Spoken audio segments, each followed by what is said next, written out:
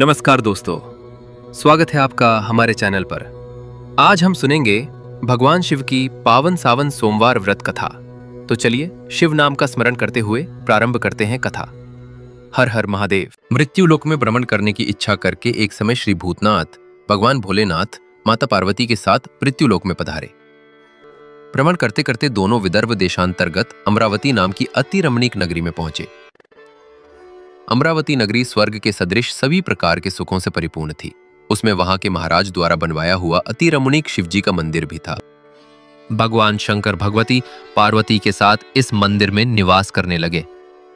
एक समय माता पार्वती जी भगवान भोलेनाथ को प्रसन्न देखकर बोली, हे महाराज, आज तो हम दोनों चौसर खेलेंगे। शिवजी ने प्राण प्रिया की बात को मान लिया और चौसर खेलने लगे। उसी समय मंदिर का पुजारी ब्राह्मण मंदिर में उपस्थित था। माता पार्वती ने पुजारी से प्रश्न किया, पुजारी जी बताओ, इस बाजी में हम दोनों में से किसकी जीत होगी? ब्राह्मण बिना विचारे जल्दी से बोल उठा कि महादेव जी की जीत होगी। थोड़ी देर में बाजी समाप्त हो गई और पार्वती जी की जीत हुई। पार्वती जी को बहुत गुस्सा आया और ब्राह्मण को झूठ बोलने के अपराध के कारण श्राप देने चली। भोलेनाथ ने पार्वती को बहुत समझाया, लेकिन उन्होंने ब्राह्मण को कोढ़ी होने का श्राप दे दिया। कुछ समय बाद पार्वती जी के श्रापवश पुजारी के शरीर में कोढ़ पैदा हो गया। वह बहुत अधिक दुखी रहने लगा। पुजारी को कष्ट भोगते हुए जब बहुत दिन गुजर गए, तब एक दिन देवलोक की अप्सराएं शिवजी की पूजा करने के लिए उस मंदिर में पधारी। पुजारी के कोढ़ के कष्ट को देखकर उन्हें बड़ी दया आई। उन्होंने पुजारी से रोगी होने का कारण पूछा। पुजारी ने निसंकोच सारी बातें बता दी। वे अप्सराएं बोली, हे पुजारी, अब तुम अधिक दुखी मत होना। सावन सोमवार का व्रत भक्ति भाव से करो। पुजारी ने अप्सराओं से व्रत की विधि पूछी। अप्सराओं ने बताया, सोमवार को भक्ति भाव से व्रत करो। साफ वस्त्र पहनो। संध्या व उपासना के बाद आधा सेर गेहूं का आटा लो और उसके 3 भाग कर लो। घी, गुड़, दीप नैवेद्य, पुंगी फल, बेलपत्र, जनेऊ, जोड़ा, चंदन, अक्षत, पुष्पादि से प्रदोष काल में भगवान शिव की पूजा करो। उसके बाद 3 भागों में से 1 भाग शिवजी को अर्पण करो। बाकी 2 शिवजी का प्रसाद समझकर उपस्थित लोगों में बांट दो और आप भी प्रसाद समझकर खाओ। इस विधि से 16 सोमवार व्रत रखो। 17वें सोमवार को 5 सेर पवित्र गेहूं के आटे की बाटी बनाओ। उसमें घी और गुड़ मिलाकर चूरमा बनाओ। भगवान भोलेनाथ को भोग लगाकर उपस्थित भक्तों में बांट दो। इसके बाद कुटुंब सहित प्रसाद लो तो शिवजी की कृपा से उसकी सभी मनोकामनाएं पूरी हो जाती है। ऐसा कहकर अप्सराएं स्वर्ग को चली गईं। ब्राह्मण ने यथाविधि 16 सोमवार का व्रत किया तथा भगवान शिव की कृपा से रोग से मुक्ति पाकर आनंद से रहने लगा। कुछ दिन बाद शिवजी और पार्वती जी उस मंदिर में पुनः पधारे। ब्राह्मण को निरोग देखकर पार्वती जी ने ब्राह्मण से रोग से मुक्त होने का उपाय पूछा। ब्राह्मण ने 16 सोमवार व्रत कथा सुनाई। पार्वती जी बहुत प्रसन्न हुई।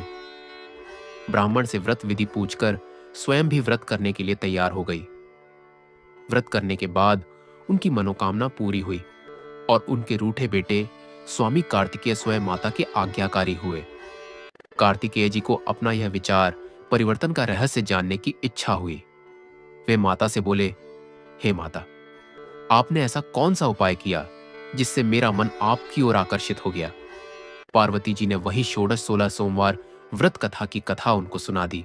कार्तिकेय जी ने कहा, मैं भी इस व्रत को करूंगा क्योंकि मेरा प्रिय मित्र ब्राह्मण बहुत दुखी दिल से परदेश गया है। मेरी मित्र से मिलने की बहुत इच्छा है। कार्तिकेय जी ने भी इस व्रत को किया और उनका प्यारा मित्र मिल गया।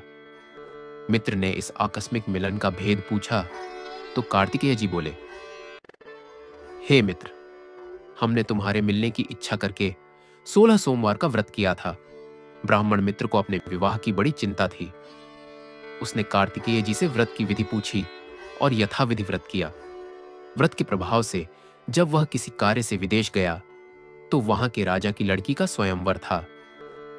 राजा ने प्रण किया था कि जिस राजकुमार के गले में श्रृंगारित हथिनी माला डालेगी, मैं उसी के साथ अपनी प्यारी बेटी का विवाह कर दूंगा। शिव जी की कृपा से वह ब्राह्मण भी उस स्वयंवर को देखने की इच्छा से राज्यसभा में एक ओर जाकर बैठ गया। नियत समय पर हथिनी आई और उसने जयमाला उस ब्राह्मण के गले में डाल दी। राजा ने अपनी प्रतिज्ञा के अनुसार बड़ी धूमधाम से अपनी कन्या का विवाह उस ब्राह्मण के साथ कर दिया और ब्राह्मण को बहुत सा धन व सम्मान देकर संतुष्ट किया और ब्राह्मण सुंदर राजकन्या पाकर सुख से जीवन व्यतीत करने लगा। एक दिन राजकन्या ने अपने पति से प्रश्न किया, हे प्राणनाथ, आपने ऐसा कौन सा भारी पुण्य किया था जिसके प्रभाव से हथिनी ने सब राजकुमारों को छोड़कर आपको वरण किया? ब्राह्मण बोला, हे प्राण प्रिय, मैंने अपने मित्र कार्तिकेय जी के कथनानुसार 16 सोमवार का व्रत किया था, जिसके प्रभाव से मुझे तुम जैसी रूपवान पत्नी की प्राप्ति हुई है। इस व्रत की महिमा सुनकर राजकन्या को बड़ी हैरत हुई। वह भी पुत्र की कामना करके इस व्रत को करने लगी। शिवजी की दया से उसके गर्भ से एक अति सुंदर, सुशील, धर्मात्मा और विद्वान पुत्र उत्पन्न हुआ। माता और पिता उस देवपुत्र को पाकर अधिक प्रसन्न हुए और उसका लालन पालन अच्छी प्रकार से करने लगे। जब पुत्र समझदार हुआ तो एक दिन उसने अपनी माता से प्रश्न किया कि हे मां, तुमने कौन सा व्रत और तप किया है जो मेरे जैसा पुत्र तुम्हारे गर्भ से उत्पन्न हुआ? उसकी माता ने 16 सोमवार की व्रत कथा पुत्र को बताई। पुत्र ने सब तरह के मनोरथ पूरे करने वाले इस सरल व्रत को सुना तो वह भी राज्याधिकार पाने की इच्छा से हर सोमवार को यथाविधि यह व्रत करने लगा। व्रत शुरू करने के बाद एक देश के वृद्ध राजा के दूतों ने आकर उसको राजकन्या के लिए वरण किया।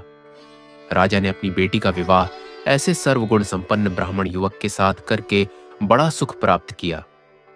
वृद्ध राजा के दिवंगत हो जाने के बाद इसी ब्राह्मण को सिंहासन पर बैठाया गया, क्योंकि दिवंगत राजा का कोई पुत्र नहीं था।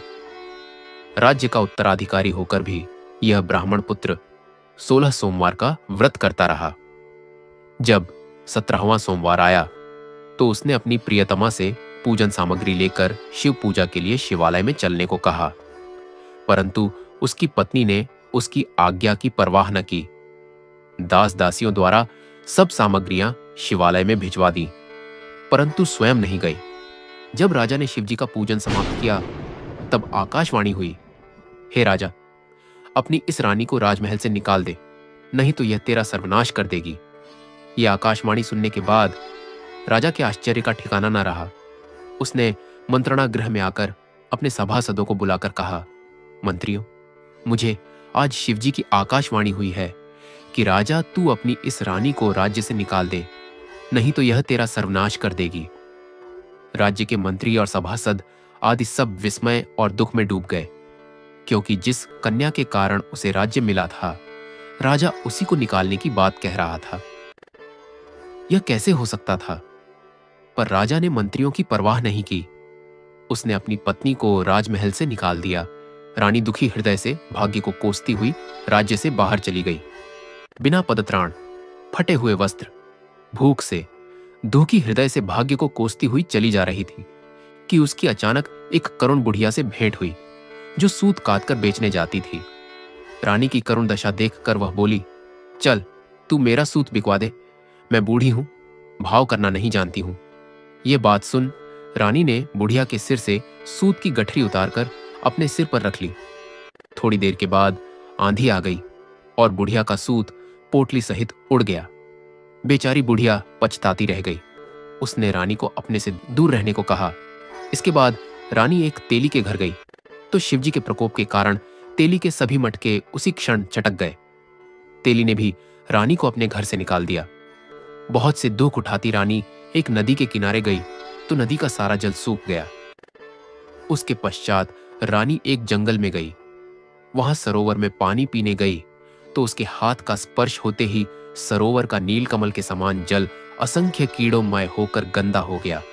रानी ने भाग्य पर दोष रोपण करते हुए उस जल को पीकर पेड़ की शीतल छाया में विश्राम करना चाहा, परंतु वह जिस पेड़ के नीचे विश्राम करती, उस पेड़ के पत्ते तुरंत टूटकर गिर जाते थे।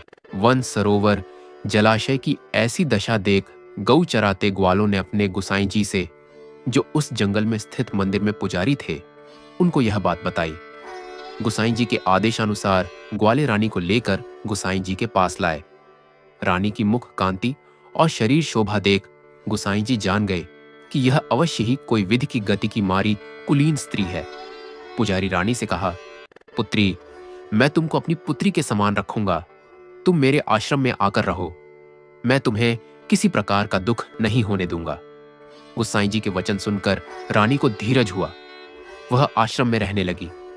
रानी जो भोजन बनाती उसमें कीड़े पड़ जाते, जल भर कर लाती उसमें भी कीड़े पड़ जाते। रानी की यह दशा देख गुसाई जी भी बड़े दुखी हुए और रानी से बोले, हे पुत्री, तुम्हारे ऊपर कौन से देवता का प्रकोप है जिससे तुम्हारी ऐसी हालत हुई है?